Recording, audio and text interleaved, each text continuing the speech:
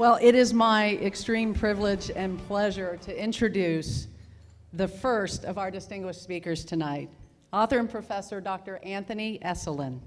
Dr. Esolen teaches Renaissance English literature and the development of Western civilization at Providence College. He's also a senior editor for Touchstone magazine, a journal of mere Christianity, which I could say one of the finest magazines out there, and very unique in that it brings three streams of Christianity together: Orthodox, Catholic, and Evangelical. Fantastic magazine. He's also a regular contributor to Crisis Magazine and LifeSite News.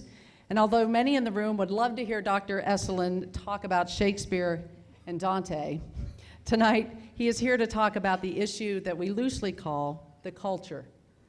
Dr. Esolen is an eloquent and impassioned essayist whose persistent work in the defense of life, marriage, family, and sexuality can teach us much about standing for truth even when it's costly.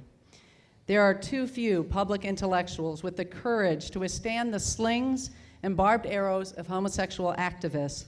Anthony Esolen is one. Please extend a warm welcome to Dr. Anthony Esolen.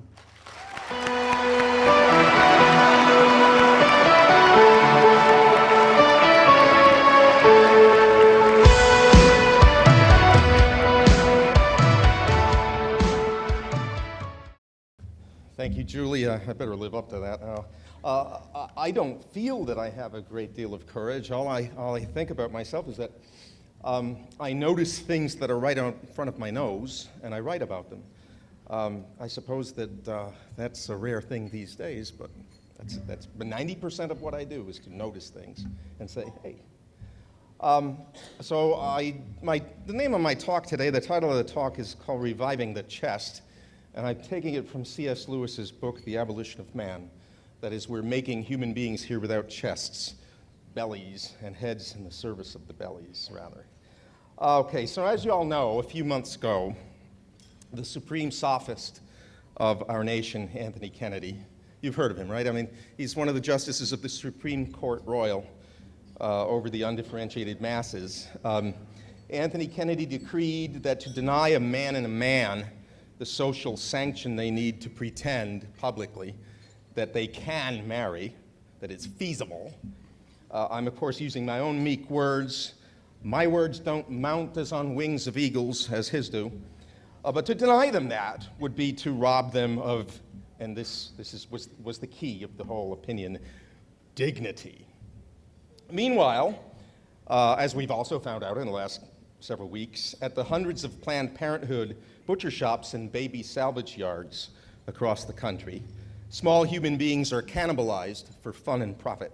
The fun already had by its mother and father, the profit to accrue to the dealers in livers, gaskets, hearts, ignitions, brains, and catalytic converters.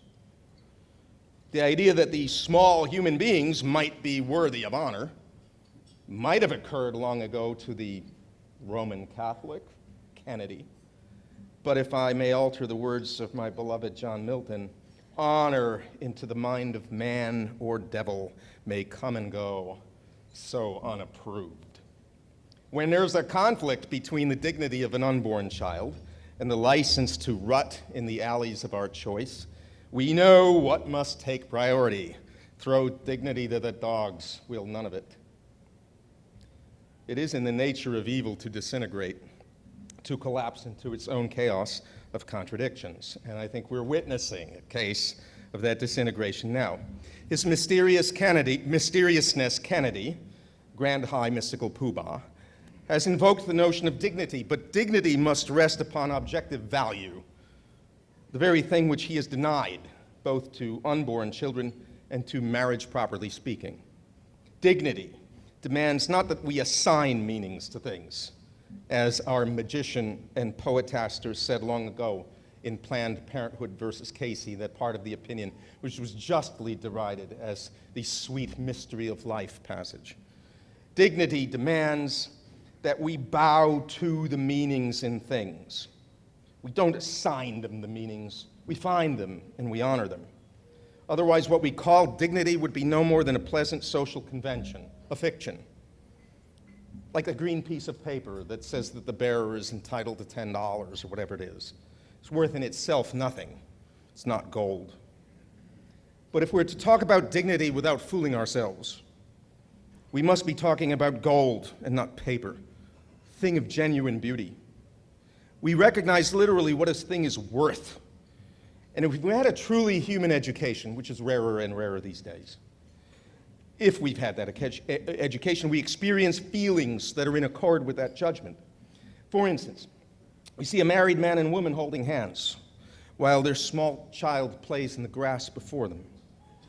No government can confer dignity upon them, as Justice Thomas in his dissent rightly observed. They possess it by virtue of their being, shining forth in their deeds. We feel it before we can analyze it. And in fact, to analyze it is to risk smothering the feeling itself. We see what is, to use the Catholic phrase, dignum et justum, right and just. It befits the man and the woman to be for one another in the unbreakable bond of marriage, and it befits them that their love should issue forth in that chattering little boy, their own flesh and blood. Or we see what I saw a few days ago, a sight that should greet us almost every day, and once did greet people almost every day. That was when boys and girls, back in the day when there were boys and girls, when they were raised to appreciate one another and treat one another with courtesy. I saw a boy and a girl at a restaurant. They were maybe 18 or 19 years old. He was leaning forward. He was rosy-faced with gladness, talking and beaming, and she was replying and smiling shyly in return. I might say, taking a cue from C.S. Lewis, that the whole of politics and economy and education are ultimately for just that a clean-minded boy over the moon in love should chatter away with a pretty girl at a diner on a Sunday after church. All of technology, all of education, all of politics is ultimately for that. We smile upon it. That is a right response. Right responses are the first aim of true education. We don't have that anymore. That's the heart of Lewis's work, The Abolition of Man. Lewis recommends to us the grand sentiments of Samuel Johnson on the power of special places. And Johnson is giving us a right feeling. That man is little to be envied, said Johnson, whose patriotism would not gain force upon the plains of Marathon, or whose piety would not grow warmer among the ruins of Iona. For the better part of 100 years now, we've been raising up what Lewis called men without chests.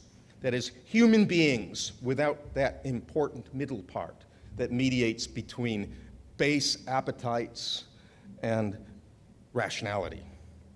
These are human beings trained up in the habits of sophistry. They pride themselves on their critical thinking. I hate the phrase. Somebody can tell me what the difference is between thinking and critical thinking.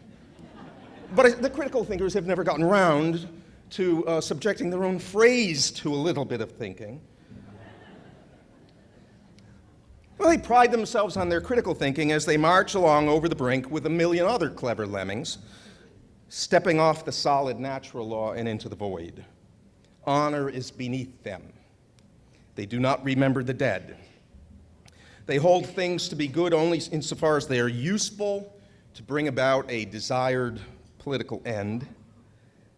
Machiavelli, who may be their master, is better than they are. When he came home from a day spent in undignified drinking and dicing with ruffians, he retired to his chamber and changed his clothes. He put on a special robe before he opened his beloved Livy. Machiavelli would not address the ancient historians with dirty hands and feet. Our Machiavellians do not even know Livy, and they would laugh at the modesty of that old Florentine. But now here is our opening as Christians, as people of faith. The enemy has overplayed his hand, always will, always does. Let's take up that notion of dignity. Take it now first from the other direction, that of indignity. If the greater part of a humane education is to raise young people who honor what is true and good and beautiful, so the lesser part of the education, raise up young people who blush with shame or turn away with disgust, or rise up with indignation against what is false, despicable, crude, tawdry, and ugly, what is not worthy of a man, not worthy of a woman. And by the way, maybe this is why, if you want to know, if you're thinking about why don't we teach the humanities in our schools anymore? Or why are the students reading stupid things like the Hunger Games and other porno twaddle? Why is that? Well, maybe it's because there's a secret fear, a suspicion, hatred of the humanities because they show how paltry and puny we are by comparison. Anyway, let me give you an example that has nothing to do with the particular madness over sex that we're prey to now. It's often useful to change the terms of the argument. So, the scene is Carthage, 16 centuries ago. The subject is a sensitive youth named Alypius. The boy's friends are going to watch the gladiatorial games at the city arena. They want to drag Alypius along. He knows the games are evil, but he puts too much trust in his reason. I might say he's rather like certain parents of children who say, well, it's okay for me to send my children into the brothel because, you know, my children, my 8-year-old is perfectly going to withstand those temptations. You know. He puts too much trust in his reason, just as these parents do, send kids into public sewers and lobotomy chambers, schools. Put too much trust in a couple of verses from the Bible and the Catechism. Now, Alypius' heart is in the right place. So would those children's hearts be, right? And so the parents, too. Heart is in the right place. He does have a chest, but it's a weakling chest. It's untried against the battalions of the enemy. So Alypius goes to the arena. He intends to avert his eyes till a great roar from the crowd piques his curiosity, and he looks. And he falls. His friend St. Augustine says, as soon as he saw that blood, he drank down savagery. He did not turn aside, but fixed his gaze upon it, drinking down the furies themselves in his ignorance, delighting in the wickedness of the fight, and reeling with a bloodthirsty joy. The hook dug deep. Alypius became a fanatic of the games, even enticed others to come along to revel in the cruelty. What happened here? We have men fighting one another to the death for the entertainment of bored urbanites, officials from the capital, taking in the games before they retire to their upscale homes in Fairfax County. Valor and manhood are reduced to the excitations of baited animals in a circus. Are gladiators worthy of honor? Do they possess dignity? The Romans tried to dress them in the trappings of dignity. Hail Caesar, gladiators were instructed to cry out. We who are about to die salute you. And then you'd have maybe a nude slave playing Neptune, armed with a net and a trident, against a man armed with breastplate and sword, while hookers worked the stands and vendors sold wine and bread and cheese. To be so reduced is an indignity. So is to enjoy watching it. The proper response to the disvalue of the gladiatorial contests is horror and disgust and contemptuous pity for those who are drunk with the thrill of it. Do we have now anything comparable to the indignity of those games? Well, not football. I know, I like football. As brutal as that game can sometimes be. It has to be worse than football. It has to be something whose very tang consists in its being evil, whose grossness pleases the palate that is used to it, even craves it, and contrives more and more bizarre ways to try to glut the insatiable craving. Is there anything like the games? We know what it is. I don't even have to mention it, do I?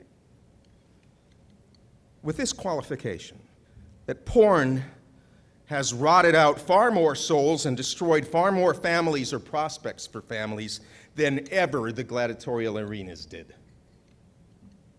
What would the great and powerful wizard of Washington, Anthony Kennedy from the land of E pluribus unum, say if we demanded that porn be curbed on the grounds that it ruins lives? It is not speech, let alone constitutionally protected speech, but simulated action and obscenity. Would he say that we were denying the dignity of the woman splayed across the cover of Cosmopolitan? Of course, there are much worse than that. Even he must acknowledge that the battle against pornography is not over persons, but deeds, and whether those deeds are worthy of the persons who perform them. And let's be clear about this. We'd be saying more than that the pornography was immoral. There are a lot of things that are immoral that do not directly undermine, directly attack the very dignity of a human being. We would be doing more than denying that it had dignity. We would be crying out against its indignity.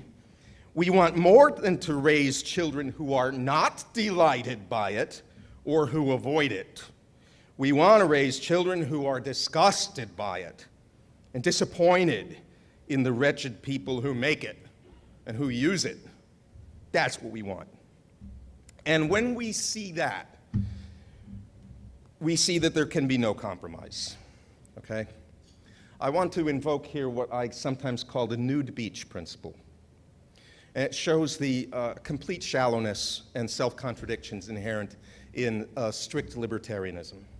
You can say all you want, you can say all day long, listen, you can go to that beach over there, and if you feel that you ought to wear clothes, you can wear a bathing suit, but you don't have to. And so what's the difference to you? Well, the difference is that once the nudity is allowed, the beach is completely different, okay? Once the indignity is allowed, it changes the whole thing for everyone, even those people, and maybe especially those people who don't wish to engage in it. There can be no compromise. You can't have half of a nude beach. A beach in which some people are walking around stark naked is a nude beach. That's all there is to it, okay? When a normal, healthy boy hears for the first time that what some men do to other men or to boys, his first reaction should be physical and moral nausea. That's not merely a bodily reaction. Just it's not merely a bodily reaction when we look on a great waterfall, to use another of Lewis's examples, and declare that it is sublime. Given the sorts of creatures we are, our intellectual and moral judgments should have, a physical correlate. And these days, the stronger that correlate is, the better for us. For every one pupil, says Lewis, who needs to be guarded from a weak excess of sensibility, there are 3 who need to be awakened from the slumber of cold vulgarity. The task of the modern educator is not to cut down jungles, but to irrigate deserts. The right defense against false sentiments is to inculcate just sentiments. And let me add here that this is immediately applicable to the idiotic idea that you can teach young children about our sexual being by pretending that it's all a matter of hygiene. Plato knew better than that. We're talking about that great, powerful, and possibly destructive drive of eros. The only creatures for whom sex could possibly ever be safe are robots. Maybe it bespeaks the underlying materialism of our time. My friend David Hart says that every young materialist philosopher dreams of someday growing up to be a robot. Maybe we have educators who dream of someday training their children up to be happy robots in a clean, hygienic, and all-controlled society. No. We have to irrigate those deserts. We have to inculcate the just sentiments. We have the inestimable advantage of being grounded in reality. What the married man and woman do together is dignum et justum, right and just, not because of what we say about it, but because of what it is. Our sentiments follow from that reality. But when a man abuses his manhood, please pardon me, inserting the organ of generation into the back end of the alimentary canal of another man, sowing the precious seed of new life in the region of disease and decay, mingling it with feces, is not worthy of him. It is not as right as rain or as true as a level beam. A man who tricks himself out as a woman is not, insofar as he is a human being, worthy of contempt. No human being as a human being is worthy of contempt. But what he does is contemptible. It's a reduction. He treats the great mystery of manhood as if it were play clothes in the attic. Again, we see the principle most clearly if we turn to actions not now in contention. How do you respond to a con artist who cheats a widow out of her husband's annuity? With anger and contempt. Is that a violation of the dignity of the con artist? On the contrary, it affirms it. We feel the contempt because we judge he's done something base and cowardly, unworthy of the man he should be. And now we see a once great nation ready to trade in all of its hard-won liberties just to affirm the inestimable good of what? Meaningless sexual intercourse, sodomy? Recall what Thomas More said to the perjurer Richard Rich. He sold his testimony so that he might become Attorney General for Wales. The Lord has said to us, said Thomas, that it profits a man nothing to gain the whole world, yet to lose his own soul. But for Wales? We've traded the freedom of our country so that we can have HBO? So must we say, so must we feel in our pulses, in our chests, in the marrow of our bones.